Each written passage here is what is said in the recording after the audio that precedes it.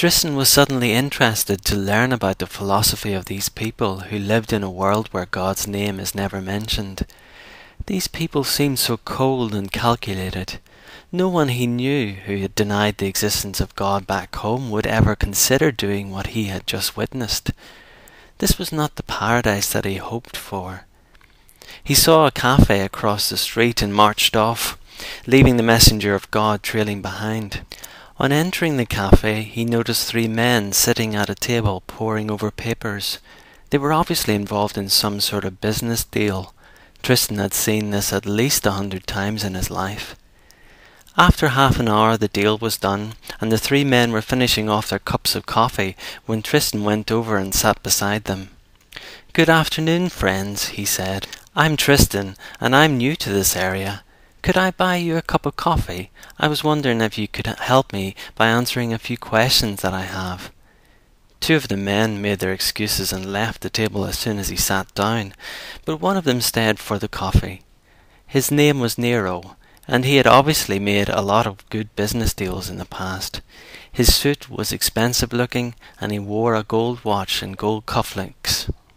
"Could you tell me, Nero," Tristan asked when the coffee had arrived, "what is the predominant philosophy of the people of this city?" "Philosophy?" Nero asked in return. "What do you mean by philosophy?" "The meaning of life, why we exist, that sort of thing," Tristan inquired. "Meaning of life? What nonsense are you talking about, boy?" Nero asked with a confused look on his face. "Our scientists think that they know how life came into being. They say that the universe was formed in a massive explosion, and from that explosion all the matter that exists condensed. The sun and the earth came into being from that explosion, and it was on this planet that life itself evolved. But how is it that you asked, what is the meaning of life? That makes no sense at all. Sorry, but I can't waste valuable time sitting here talking nonsense with you." Nero got up, leaving his coffee behind, and stormed out of the cafe. Tristan was now really confused. He asked the messenger of God as he left the cafe, "How is it that the people on this planet seem never to have asked about the meaning of life? You told me that this planet was like my own." Tristan remembered how human beings on Earth had obsessed about this question, how that hundreds, even thousands of books had been written about it. A search for meaning for existence, reason for living, purpose. He remembered how that religion had developed, and then philosophy. Why was this world so different? "Tell me, Tristan," the messenger asked, "what question are you asking when you ask about the meaning of life?" Tristan had to think for a moment, and then intelligently replied, "The man in the cafe thought that he knew how life came into being. The word 'how' refers to the mechanics of the creation of an object or event.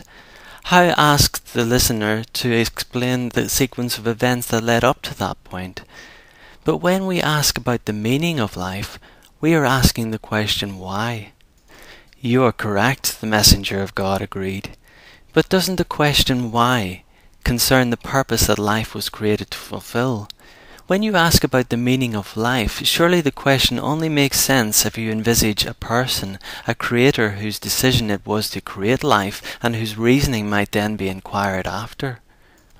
"Tristan, I will tell you the secret of this place and the reason why no one here has ever asked the question, 'Why do I exist?' Imagine for a moment a world where there actually aren't any conscious beings to ask that question. A world where life evolved over billions of years because the impersonal forces of nature directed it. Complex biological machines developed, and some species of animal began to live in large groups because there is a survival benefit to living in large groups. They cooperate, but this cooperation is not based on feelings of altruism or kindness. Indeed, on this planet, no one actually feels anything at all. These are dead biological machines, Tristan, with behavior that has evolved over millions of years, a manifestation of the impersonal forces of nature. They have built a complex civilization. They have even sent some of their kind to the moon. But Tristan, they do not feel anything, because none of them are self-aware. These are intelligent beings, certainly, but they lack consciousness. But how? Tristan laughed. How can they not be conscious? I have seen them. They speak to one another and interact in similar ways to the people back home. They have built houses and office buildings, and they drive cars. Tristan, the messenger of God said tenderly, all the things that you have just pointed out have really got nothing to do with consciousness. A dead machine, if it is complex enough, can act intelligently. It can use tools and can communicate. Do you not have computers back home that can perform all these things? Are you saying that they are conscious? Do you not have computers on your planet that can beat a human chess champion? They can simulate in their circuitry a whole range of chess moves, and then, because they are programmed to do so, they choose the move which is most likely to end in a win. But the word choose can't really be used, can it? Because no real choice is involved at all. Their actions are solely and only determined by the laws of physics. On this planet, the brains of the beings that you have just met are complex machines, not unlike chess-playing computers. But their programming has evolved over millions of years to survive in this environment. But consciousness and self-awareness are derived from complexity, Tristan asserted with conviction. If these animals' brains were complex enough, then they too will develop consciousness as our species has. Tristan, the messenger of God, asked, why do you think that a machine, biological or otherwise, can become more than a machine by simply becoming more complex? It will still be the sum of its parts, impersonal matter directed by impersonal forces. The fact that these beings are only survival machines is the reason why none of them considers the meaning of life. Let me explain it in this way, Tristan. Does the chess-playing computer ever stop playing chess and ask, why am I playing chess? It just does what it is programmed to do, because there is no one really there to ask the question. In a similar way, these people, these biological machines, are only working out the processes that evolution and the laws of physics have engendered in them. No one asks, why do I do what I do? Or why do I exist?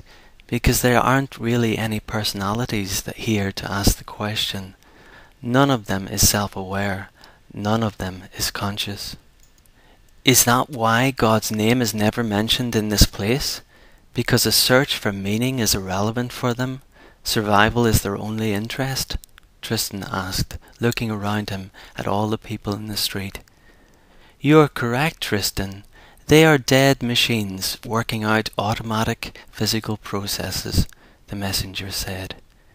What relevance does belief in God have to them? Tristan began to look at the people he saw in a new light. They were certainly intelligent.